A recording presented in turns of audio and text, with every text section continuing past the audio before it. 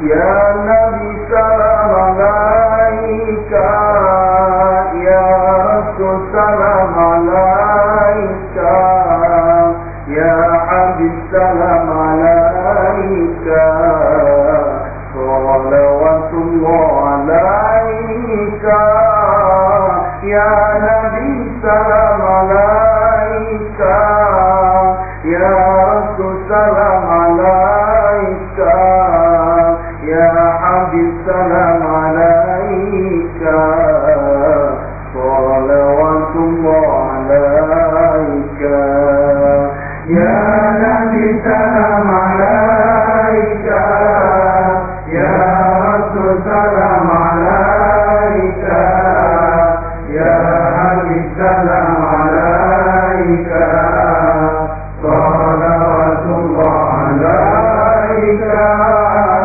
Ya Nabi salam alaika, Ya Rasul salam alaika, Ya Habib salam alaika, salawatullah alaika.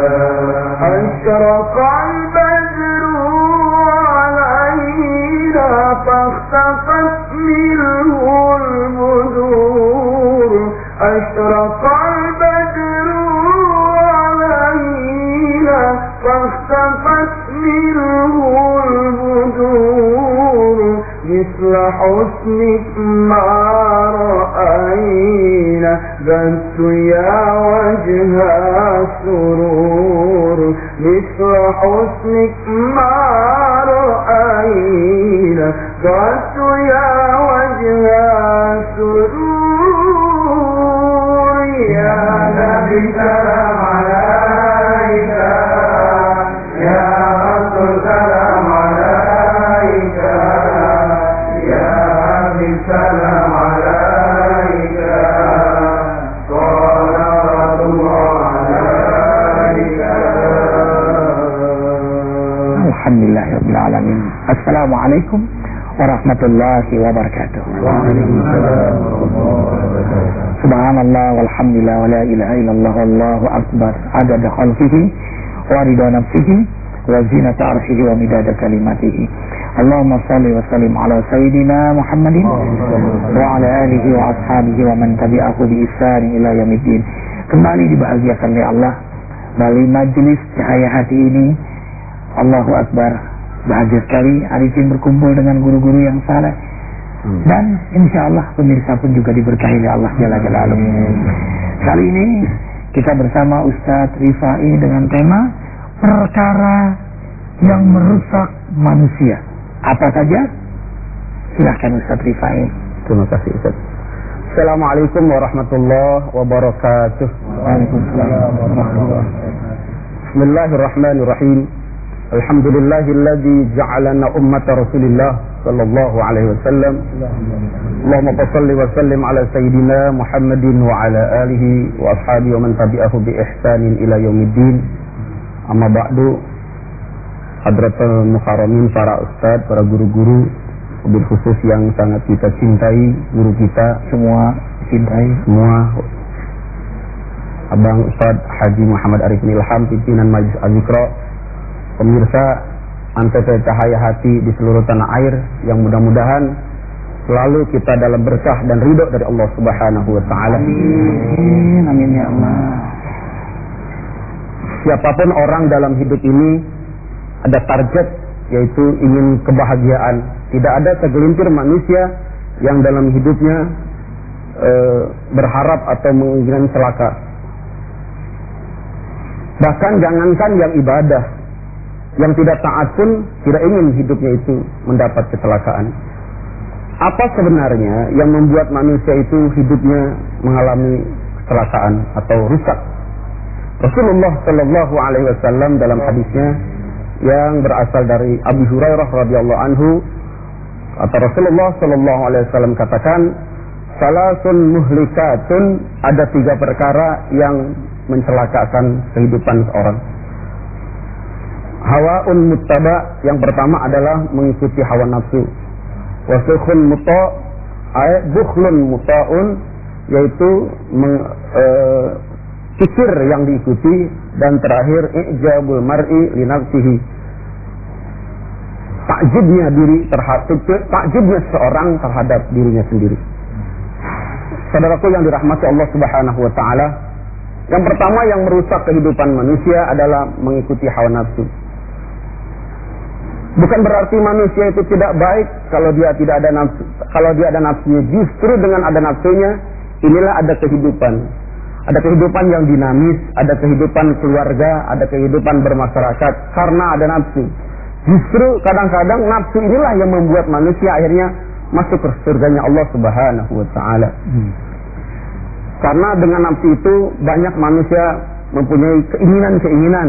Cuma yang permasalahan adalah kalau nafsu ini terus diikuti, ada nafsu yang memang cenderungnya mengajak manusia untuk melakukan kejahatan. Terus Allah Subhanahu wa taala jelaskan itu dalam Al-Qur'an, inna nafsa la ammaratum bisu illa man rahibar rabbi.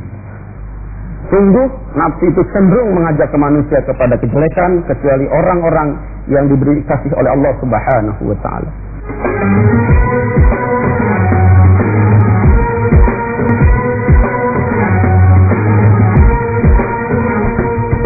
Saudaraku yang dirahmati Allah Subhanahu wa taala, dalam diri manusia itu ada 3 nafsu yang mendominasi kehidupan seorang. Yang pertama ada nafsul ammarah. Nafsu ini cenderung membuat manusia selalu melakukan kejahatan dan keburukan. Yang kedua adalah nafsul lawamah, yang nafsu ini membuat seseorang kadang ia melakukan kejahatan, kadang ia melakukan kebaikan. Dan yang ketiga, nafsu pada diri manusia yang terbaik adalah nafsul mutmainnah, nafsu yang tenang, yang ini justru kalau orang di dalam dirinya ada nafsu mutmainnah, Allah katakan dalam surat Al-Fajr ayat terakhir, A'udzubillahi minasyaitonirrajim, ya ayyatuhan nafsul mutmainnah, irji'i ila rabbiki radiyatan mardiyah, fadkhuli fi ibadi wadkhuli jannati. Wahai jiwa-jiwa yang tenang, pulanglah kalian ke hadirat Allah, masuklah kata Allah ke dalam golongan hamba-hambaku. Jadi kalau orang yang dalam dirinya itu mempunyai nafsul mutmainnah, Allah menggolongkan dia masuk ke dalam golongan hamba Allah. Tapi jika artinya ada mafhum mukhalafah, kalau orang tidak dalam dirinya ada nafsul mutmainnah, nafsul ammarah, akhirnya nanti dia tidak digolongkan hamba-hamba Allah yang diselamatkan oleh Allah Subhanahu wa taala. Bahkan wadkhuli jannati, masuklah ke surga itu kata Allah Subhanahu wa taala.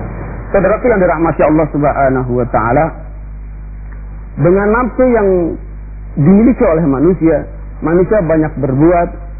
Ada yang berbuat itu kebajikan, ada yang berbuat kesalahan. Kalau kesalahan-kesalahan dilakukan oleh manusia, maka nanti konsekuensinya adalah bisa saja nanti Allah menegur kepada orang itu, atau nanti justru Allah akan memberikan dampak negatif berupa azab dari Allah Subhanahu wa taala sebagai sampel yang Allah akan berikan di akhirat nanti. Kejahatan-kejahatan, kerusakan-kerusakan di muka bumi ini, atau musibah-musibah yang Allah berikan dan mentimpakan ke negeri ini sesungguhnya adalah akibat perbuatan-perbuatan manusia yang begitu banyak kesalahannya kepada Allah Subhanahu wa taala. Diberikan kelebihan oleh Allah, diberikan rizki yang menimpa oleh Allah Subhanahu wa taala, itu dia tidak syukuri kepada Allah. Lihat bagaimana Allah Subhanahu wa taala menceritakan negeri yang dihancurkan oleh Allah Subhanahu wa taala dalam surat An-Nahl ayat 112. A'udzubillahi minasyaitonir rajim. Wa daraballahu masalan qaryatan kanat aminatan mutmainnah ya'tiha rizquha ragadan min kulli makan fakafarat bi an'amillah fa'azaqaha Allahu libasal ju'i wal khauf bima kanu yasma'un. Allah membuat sebuah perumpamaan dengan negeri yang sangat tentram, rizkinya dari seluruh penjuru. Lihat bagaimana bangsa kita, kurang apa bangsa ini kekayaannya. Sumber daya alamnya begitu banyak, kelautannya begitu sangat kaya dari Allah Subhanahu wa taala. Di seluruh penjuru ini banyak kekayaan dari Allah Subhanahu wa taala. Tetapi fakafarat bi an'amillah, Mereka banyak kufur kepada Allah Subhanahu wa taala. Fa'adzaqahallahu libasal ju' wal khauf. Allah merasakan kepada mereka ketakutan wal kekurangan, kekeringan, kemiskinan wal khauf, dan ketakutan di makan yasnaun akibat perbuatan mereka sendiri. Jadi kenapa sih begitu banyak Allah timpakan kesulitan-kesulitan di dalam bangsa ini? Jawabannya karena Allah berikan kepada kita rezeki yang begitu melimpah, kekayaan yang begitu banyak, tapi tidak banyak berterima kasih kepada Allah Subhanahu wa taala. Bahkan dalam ayat yang sangat jelas surat Al-Isra ayat 16, Allah jelaskan, a'udzubillahi minasyaitonir rajim, wa idza aradna an nuflika qaryatan amarna mutrafiha fafasaku fiha fahaqqa 'alaiha al-qaul fadammarnaha tadmira. Jika Allah hendak merusak sebuah negeri, Allah perintahkan dulu orang-orang yang hidup mewah di negeri itu untuk taat kepada Allah. Kalau Allah berikan rizki, maka rizki itu seyogyanya tidak milik ia keseluruhan, tetapi juga ada hak-hak hamba Allah lainnya. Ada zakat yang memang wajib dikeluarkan. Paling tidak setelah zakat itu dia keluarkan, ada sedekah yang bersifat tambahan untuk mencari pahala kepada Allah Subhanahu wa taala. Satu fiha, tetapi mereka tidak melakukan itu. Fahaqqa 'alaihal qaul, maka terjadilah sebuah ketetapan fadammarnaha tadmira. Aku hancurkan negeri itu dengan kehancuran. Dan itu karena perbuatan pemimpin, para pengusaha. Pemimpin yang tidak taat kepada Allah, pengusaha yang tidak bersyukur atas nikmat Allah. Karena mereka ini rakyat menjadi korban. Allahu Akbar.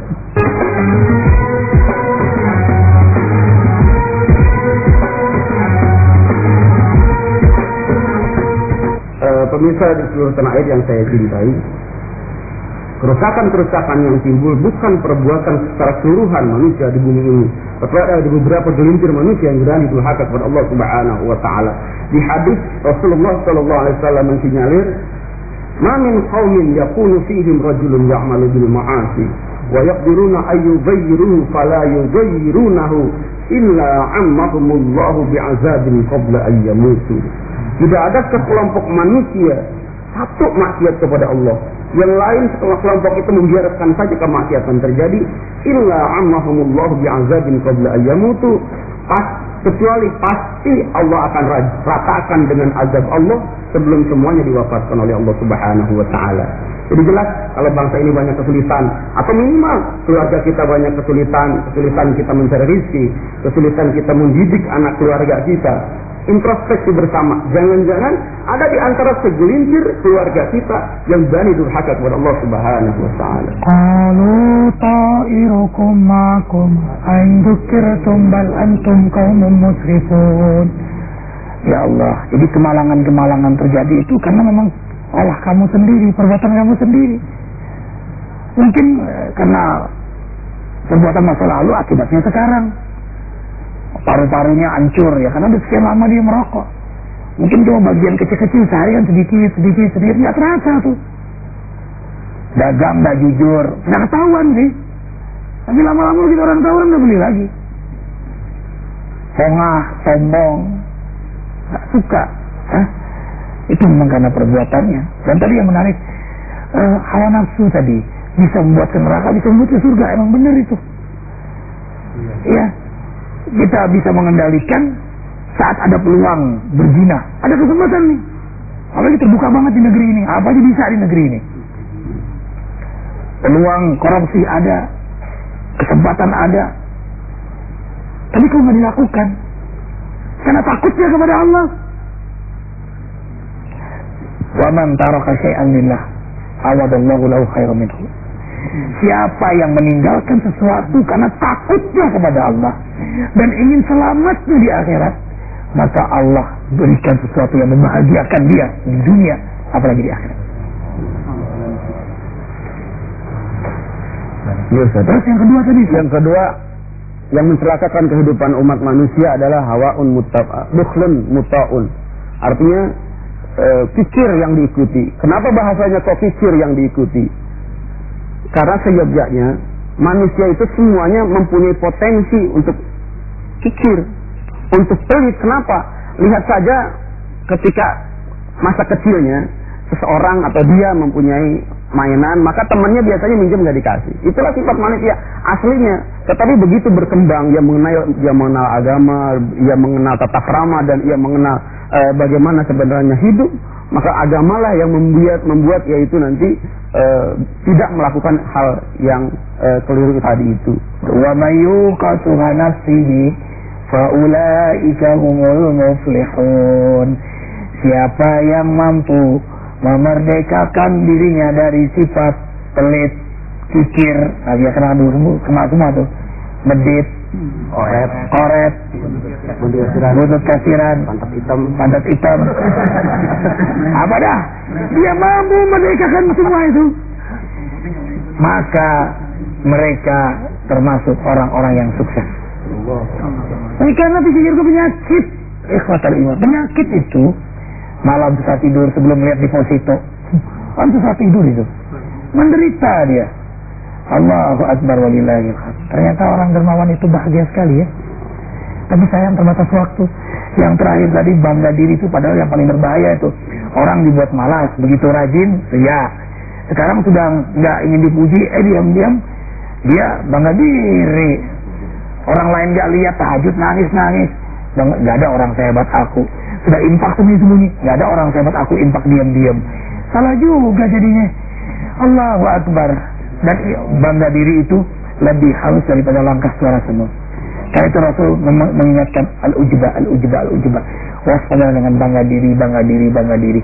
Saat seperti ini paling mudah bangga diri. Ikhwatal iman pemirsa, ribuan jutaan menyaksikan. Jangan lupa hati kita selalu dicatat oleh Allah. Itulah yang membuat kita malu untuk bangga diri. Apa sih yang dibanggakan? Terakhir, ketika seorang Yahudi kaya datang pada Rasulullah, "Ya Muhammad, siapa aku?" Apa kata Nabi Muhammad? "Aku tahu kamu dari tetesan air yang sebentar lagi jadi bangkai." Sopo iki? Wah, iki dari tetesan air yang calon bangkai. Kita semuanya tetesan air calon bangkai. Tidak ada yang dibanggakan kecuali kita ingin ridha Allah. Terima kasih Ustaz Rifai. Amin. Subhanakallahumma bihamdika asyhadu an la ilaha illa anta astaghfiruka wa atubu ilaik. Wabillahi taufiq wal hidayah. Assalamualaikum warahmatullahi wabarakatuh. Waalaikumsalam warahmatullahi wabarakatuh. Ya Nabi, salam alaika.